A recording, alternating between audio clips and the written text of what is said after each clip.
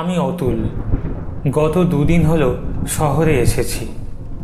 এখানে একটা ছোট্ট কোম্পানিতে কাজ পেয়েছি। আমার বাড়ি বাগনানের এক প্রত্যন্ত গ্রামে। বর্ধমান থেকে রোজ যাতায়াত করাটা খুবই কষ্টসাধ্য। তাই এখানে একটা বন্ধুর বাড়িতে থেকে একটা ছোট মেস বাড়ি খুঁজছিলাম। অনেক দিন ধরে খোঁজ খবরের পর আজ একটা মোটামুটি থাকার মতো মেস পেয়ে গেছি। তাই আজ হাওড়াতে দিদির বাড়ি যাচ্ছি, কারণ এত রাতে আর বাগনান পৌঁছতে পারবো না। আজকে রাতটা দিদির বাড়িতে থেকে কাল ভোর ভোর উঠে বাড়ির দিকে রওনা দেওয়া যাবে। তারপর বাড়ি থেকে সমস্ত জিনিসপত্র নিয়ে একদম ফিরব। মেস থেকে বেরিয়ে বর্ধমান স্টেশনে যাব বলে দাঁড়িয়ে আছি রাস্তার মোড়ে। অনেকক্ষণ হলো, কিন্তু কোনো রিক্সা নেই আজ রাস্তায়। এদিকে রিক্সা পাচ্ছি না, তার উপরে এই ঝিমঝিম করে বৃষ্টি। বর্ষাকালটা যেন অস্বস্তিকর। ওই যে একটা রিক্সা এদিকে আসছে মনে হচ্ছে না? বাবু, কোথায় যাবেন? যাবো তো স্টেশনে। তুমি নিয়ে যাবে? তাহলে কিন্তু খুব উপকার হয় আমার। রাতে শেষ ট্রেনটা না ধরতে পারলে বাড়ি ফিরতে পারবো না আজ। 9:10-এর ট্রেন, এখন 9:05। অনেকটা দেরি হয়ে গেল। হ্যাঁ, আমি তো ওই পাশ দিয়েই বাড়ি ফিরব। আপনাকে নামিয়ে দিয়েই চলে যাব। শেষ ট্রেন তো, খুব একটা ভিড় হবে না। তবে যা দেরি হয়েছে, শেষ ট্রেন পাবেন বলে তো মনে হয় না। তো দেখছি বাবু, উঠে পড়ুন তাড়াতাড়ি। সেই বিকেল থেকে এক নাগাড়ে ঝিমঝিম করে বৃষ্টি হচ্ছে। কি অসহ্যকর! এর থেকে গ্রীষ্মকালটাই ভালো। হ্যাঁ, গরমকালে আমাদের অস্বস্তি লাগে, তখন একটু বৃষ্টি চাই। আবার একটু বেশি বৃষ্টি হলেও অস্বস্তি লাগে। শীতকালে বলি কি শীত, আবার গরমকালে বলি কি গরম। আমরা ঠিকই করতে পারি না আমাদের কি চাই। কি বলেন বাবু? তা ঠিকই বলেছ। দুদিন আগে যা ভ্যাপসা গরম ছিল, বাবা! একটু বৃষ্টি হতে শান্তি। তবে সারাদিন এই প্যাচপ্যাচে বৃষ্টি একদম ভাল লাগে না। এ কথা ও কথা বলতে বলতে চলে এলাম স্টেশনে। আমি নেমে ভাড়া মিটিয়ে দিয়ে প্ল্যাটফর্মের ভেতরে দৌড়ে ঢুকলাম। চোখের সামনে দিয়ে ট্রেনটা বেরিয়ে চলে গেল। যা দূর দূর! আর 5 সেকেন্ড আগে এলেই ট্রেনটা ধরতে পারতাম। ট্রেনটা চলে যাওয়ার সাথে সাথেই পুরো স্টেশনটা একেবারে ফাঁকা হয়ে গেল। আর কি করার, আর তো ট্রেন নেই এই রাতে। সেই কোন ভোরে আবার ট্রেন চালু হবে। আমি এগিয়ে গেলাম স্টেশন মাস্টারের ঘরের দিকে। স্টেশন মাস্টার ব্যাগ গোছাচ্ছিলেন বাড়ি যাবার জন্য। এই যে দাদা, বলছি আজ রাতে আর কোনো ট্রেন আছে? আর কোনো ট্রেন নেই। 2-1টা এক্সপ্রেস আছে, কিন্তু সেগুলো এখানে দাঁড়াবে না। এরপর একদম ভোর 3:50-এ ট্রেন আছে। ওহো, তাহলে এবার কি করি? আবার এতটা পথ ফিরে যাব, নাকি এখানেই রাতটা কাটিয়ে দেব? বাড়ি ফিরে যান। ভালো কথা বলছি, বাড়ি ফিরে যান। রাতে এখানে থাকবেন না। আমিও সব গুছিয়ে নিয়েছি, এই বাড়ি যাচ্ছি। না না, বাড়ি ফিরে গিয়ে আর কি করব? কটা তো মাত্র ঘন্টা, এই স্টেশনেই ঘুমিয়ে কাটিয়ে দেবো না হয়। আমার অভ্যেস আছে। এই স্টেশনে রাতে একটা কুকুর পর্যন্ত আসে না দাদা। আপনাকে ভালো কথা বলছি, আপনি বাড়ি চলে যান। আচ্ছা ঠিক আছে, সে দেখা যাবে। স্টেশন মাস্টার কিছুক্ষণ আমার দিকে তাকিয়ে থেকে তারপর গট গট করে নিজের বাড়ির উদ্দেশ্যে রওনা দিল। এরপর আমি সম্পূর্ণ একা। আমি বলে তো দিলাম ঠিকই, কিন্তু এখন চারদিক তাকিয়ে এই জনমানবহীন স্টেশনটিকে দেখে একটু গা ছমছম করতে লাগলো। ওদিকে আবার এত রাতে বন্ধুর বাড়িতে ফিরে যাওয়ার কোনো ইচ্ছেই হচ্ছিল না। এমনিতেই এতদিন থেকে ওকে বিরক্ত করে আসছি। আমি গিয়ে বসলাম প্ল্যাটফর্মের একটা বেঞ্চে। স্টেশনের অফিস ঘরের বাইরে ছোট্ট আলোটা তখনও টিমটিম করে জ্বলছে। কিছুক্ষণ বসে থাকতে থাকতে জানি না কখন ঘুমিয়ে পড়েছি, হঠাৎ একটা অস্বস্তিতে ঘুম ভেঙে গেল। তাকিয়ে দেখি, কে কে কে? আমি। বাপে, আমি তো ভয় পেয়ে গেছিলাম। তা আপনি এভাবে এত রাতে কি করছেন এখানে? আরে এত রাত কি বলছো? সবে তো 9:30। আমি চমকে ঘড়ির দিকে দেখি।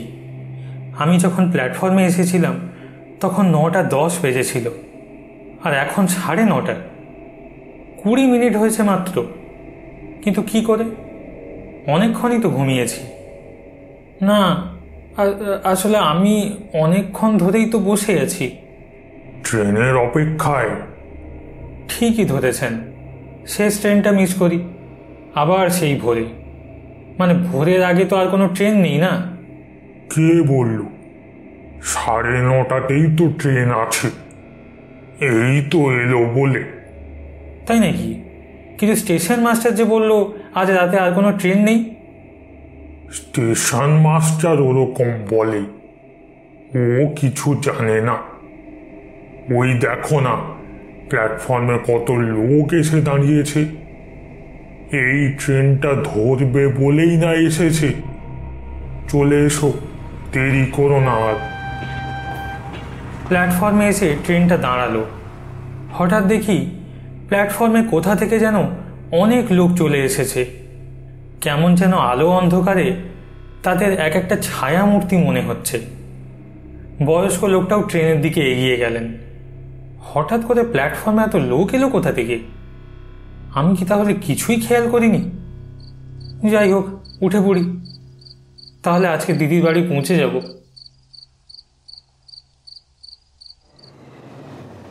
তা আজকে হাওড়াতে কি আত্মীয় বাড়িতে থাকা হবে? আমি এবারে সত্যিই চমকে উঠলাম। এটা কি হলো? আমি তো বলিনি যে হাওড়ায় আমার দিদির বাড়িতে থাকবো। লোকটা কি জ্যোতিষী নাকি? মুখ দেখে বুঝতে পারে? না না, আমি জ্যোতিষী না, কিন্তু আমি সবই বুঝতে পারি। ছোটবেলা থেকেই এরকম একটা ক্ষমতা পেয়েছি ধরো। আমার মনে হয় না তুমি আর তোমার দিদির বাড়িতে আজকে যেতে পারবে বলে। হ্যাঁ, বাড়ি যেতে পারবো না বলেই আমি দিদির বাড়িতে রয়ে যাব ভাবছিলাম আজ। কিন্তু আপনি জানলেন কি করে? না না, আমি সেটা বলছি না। বলছি যে তুমি আজ ট্রেন থেকে নামতেই পারবে না। কেন নামতে পারবো না? হাওড়াতে গেলেই তো নেমে পড়বো। কিন্তু এই ট্রেনটা তো হাওড়া যাবে না ভাই। না না, আমি তো দেখলাম লেখা আছে হাওড়া। এটা হাওড়াই যাবে। আমার থেকে তুমি বেশি জানো। আমি প্রত্যেক দিনই এই ট্রেনটা করে যাতায়াত করি। ও তাই? তাহলে আমাকে আগের কোনো স্টেশনে নেমে যেতে হবে, ওখান থেকে গাড়ি ভাড়া করে চলে যাব আর কি। আচ্ছা, তাহলে এই ট্রেনটা কোথায় যাচ্ছে? নরকে।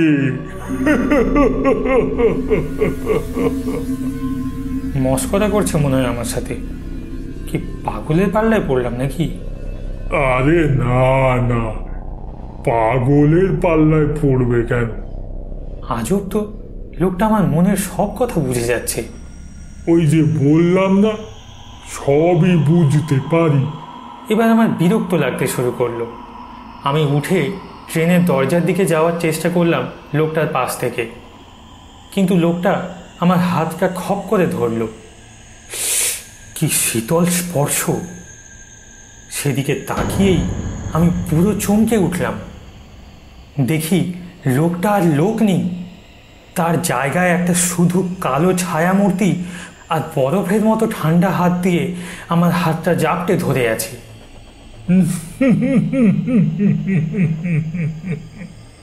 আমাকে ছাড়ুন, আমাকে ছাড়ুন, আমাকে ছাড়ুন, বাঁচাও বাঁচাও, কে আছো, বাঁচাও। কে তোমাকে বাঁচাবে? এখানে তো সকলেই। আমি চারদিকটা ভালো করে তাকিয়ে দেখলাম। দেখি ট্রেনের মধ্যে যেসব মানুষগুলো এতক্ষণ বসেছিল তারাও সব এক একটা ছায়া মূর্তিতে পরিণত হয়েছে। হঠাৎ একটা ধাক্কায় আমি উঠে বসলাম। হ্যাঁ হ্যাঁ হ্যাঁ, কী হলো? দেখি ট্রেনের ভেতরে বসে আছি, সামনে বসে আছে সেই বয়স্ক লোকটা। তুমি ঘুমিয়ে গেছিলে। আমরা তো প্রত্যেক দিনই এইভাবেই যাতায়াত করি, আমাদের অভ্যেস হয়ে গেছে। তোমারও আস্তে আস্তে অভ্যেস হয়ে যাবে, বুঝতে একটু দেরি হবে এই আর কি। তবে স্বপ্ন নয়, সবটাই বাস্তব। দিদির বাড়িতে আজকে আর পৌঁছাতে পারবে না তুমি। আমার ভয়ে দম বন্ধ হয়ে আছে। বললাম না, সবটা স্বপ্ন নয়, বাস্তব। হঠাৎ করে ট্রেনের ভেতরে একটা চিৎকার শুরু হয়। সেই দিকে তাকাতেই দেখি ট্রেনের কামরাটা কেমন একদিকে কাত হয়ে পড়ছে আস্তে আস্তে। তারপর হঠাৎ করে একটা জোরে শব্দ হয়। ওরে বাপরে, এই কি হলো? কি আবার অ্যাক্সিডেন্ট হলো? রোজ এভাবেই তো হয়। সামনে দাউ দাউ করে আগুন জ্বলছে কামরার ভেতরে। লোকজনের চিৎকার চেঁচামেচি শোনা যাচ্ছে বটে, এমনকি কিছু ছায়ামূর্তির গায়ে আগুনও লেগে আছে। কিন্তু তাও তারা স্থির হয়ে এক জায়গায় বসে আছে। আর তার থেকেও যেটা সব থেকে বেশি অদ্ভুত, সেটা হলো চোখের সামনে দেখি কামরাটা সম্পূর্ণ উল্টে আছে। কিন্তু সেই উল্টানো অবস্থাতেই আমরা সবাই ট্রেনের সিটে সোজা হয়ে বসে আছি। কিন্তু কি আশ্চর্য, নিচে পড়ে যাচ্ছি না। এটা কি করে সম্ভব? বসে থাকা বয়স্ক লোকটার গায়েও দাউ দাউ করে আগুন জ্বলতে থাকে। হাত বাড়ায় সে আমার দিকে। না না না না না না না না না। ভয়ঙ্করভাবে ট্রেনের মধ্যে আগুন আরও বাড়তে থাকে। ততক্ষণে আমি বুঝতে পেরে গেছি ট্রেনের মধ্যে প্রত্যেকেই এক একটা অতৃপ্ত অশরীরী। বাঁচতে হলে ট্রেন থেকে ঝাঁপ দিতে হবে এখনই।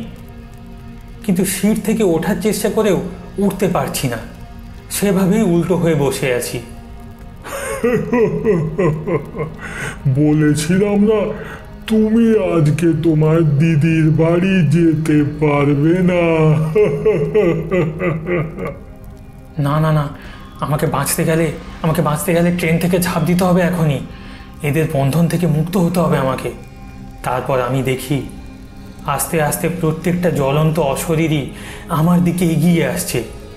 আমি জোর করে শরীরের সমস্ত শক্তি একত্রিত করে সিট থেকে ওঠার চেষ্টা করলাম, কিন্তু তাও একটু উঠতে পারলাম না। আস্তে আস্তে ওরা আমার দিকে এগিয়ে আসছে। চোখের সামনের দৃশ্য ঘোলাটে হতে শুরু করেছে আমার। আস্তে আস্তে কেমন যেন ঘুম পেয়ে যেতে থাকে আমার। চোখের সামনে সব অন্ধকার হয়ে যায়, সব আওয়াজ চুপ করে যেতে থাকে। তারপর সব নিস্তব্ধ, অন্ধকার।